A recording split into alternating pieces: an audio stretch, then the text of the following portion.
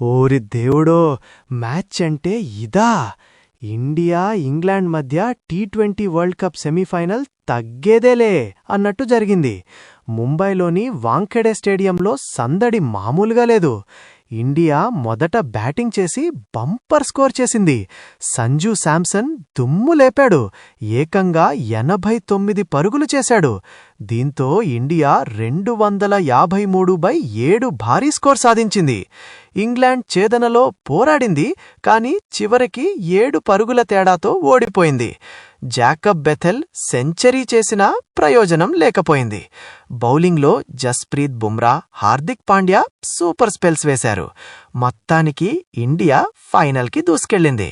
Man of the match award Sanju శాంసన్కి దక్కింది. అద్భుతమైన బ్యాటింగ్తో ఇండియాని భారీ స్కోర్కి తీసుకెళ్లాడు కదా. మన బౌలింగ్ విషయానికి వస్తే జస్ప్రీత్ బుమ్రా 3 వికెట్లు తీసి సూపర్ ఫామ్లో ఉన్నాడు. హార్దిక్ పాండ్యా, అక్షర్ పటేల్ కూడా పొదుపుగా బౌలింగ్ చేసి వికెట్లు పడగొట్టారు.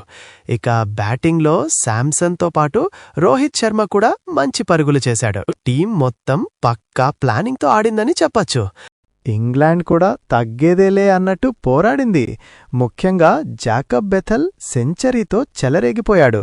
వాళ్లు మంచిగా ఛేదిస్తూ వచ్చారు, కానీ చివరి ఓవర్లలో మన బౌలర్లు కట్టుదిట్టంగా చేసి మ్యాచ్ని మన వైపు తిప్పేశారు. వాళ్ల బ్యాటింగ్ లైనప్లో కొందరు కీలక ఆటగాళ్లు త్వరగా అవుట్ అవ్వడం వాళ్లకి మైనస్ అయింది.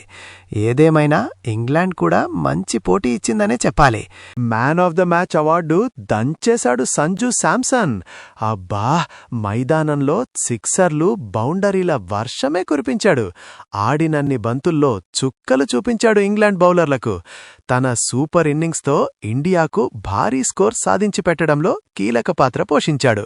అందుకే man of the match award దక్కింది. నెక్స్ట్ మ్యాచ్ మన ఇండియాకి న్యూజిలాండ్తో ఫైనల్. మ్యాచ్ మార్చ్ 8న అహ్మదాబాద్లోని నరేంద్ర మోదీ స్టేడియంలో జరగబోతోంది.